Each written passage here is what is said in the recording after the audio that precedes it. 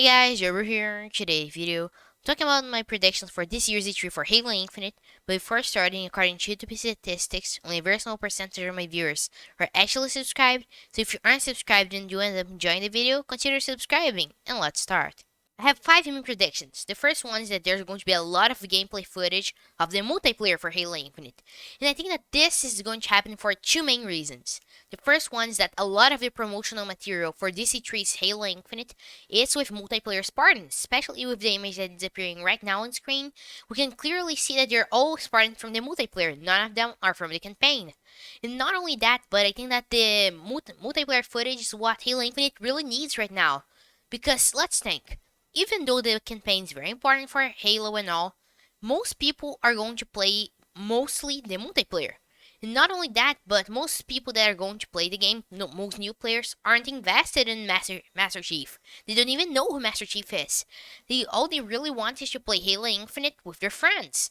So I think that this is why it's especially important for Halo Infinite to have the multiplayer so they can call attention of people who normally don't play Halo. My second prediction is that there's going to be flights announced in Disney 3 for Halo Infinite. Because this is the thing, there's going to be flights. I think that at this point it is inevitable.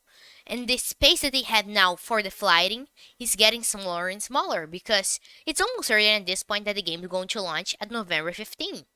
So they have to do it more sooner than later because imagine if they do this, I don't know, on September and they notice that there's a lot of flaws. What they're going to do? Have to delay the game? So if they do it during the summer, so August, then July, they have a lot of time to fix those issues.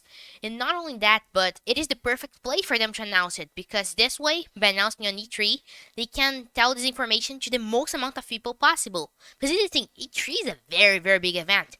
Even though it's been declining lately, it is still a very big event. And I think that this way they could, for example, inform people who normally don't use Halo Waypoint, because this is the thing, only very, very hardcore Halo fans normally use Halo Waypoint. But by announcing it on E3, a lot of people will be seeing it. My third prediction is there's going to be a lot of talk about the new mechanics, because this is the thing, for a lot of people that are without playing any Halo game for a long time, or never played any Halo game ever, there's going to be a lot of new stuff in there. So for example, for people who didn't play Halo 3, now there's going to be equipments that are going to be very, very interesting to see how they will work with the multiplayer. Also, there's going to be a lot of new weapons, so maybe they can have unique mechanics. Not only that, but sprint may work like Halo 5, that when you're sprinting, you can recharge your shields, or it may work in another way. And also, we need to talk about the grappling hook. That is a very, very interesting new mechanic that they're adding that has a lot of potential, that also needs to have a lot of explanation. My fourth prediction is that they're going to show a lot of new stuff about the campaign also. Because even though, as I said before, the multiplayer is the most important part, I think that it's going to be the main part. I think they're also going to show a lot of new things about the story and the new graphics. Because this is the thing, even though the multiplayer graphics are also looking very good, with the campaign we'll have a comparison because we can compare the old graphics with the new graphics. And this is going to be very, very awesome to see how it will go. And not only that, but also they need to show the campaign for us to understand better the story because even though like we have an idea of what it's going to be about, it is all like assumptions. We have almost nothing confirmed about what really happened in there in Zeta Halo before we saw in the gameplay demo. And fifth, I think that this one is the biggest one, that is the new game mode. But this is the thing, even though multiplayer and campaign are the main parts, they need to have like an extra game mode that will put everything together, something that they can put on the headlines. And this game mode is going to be the BTB 2.0.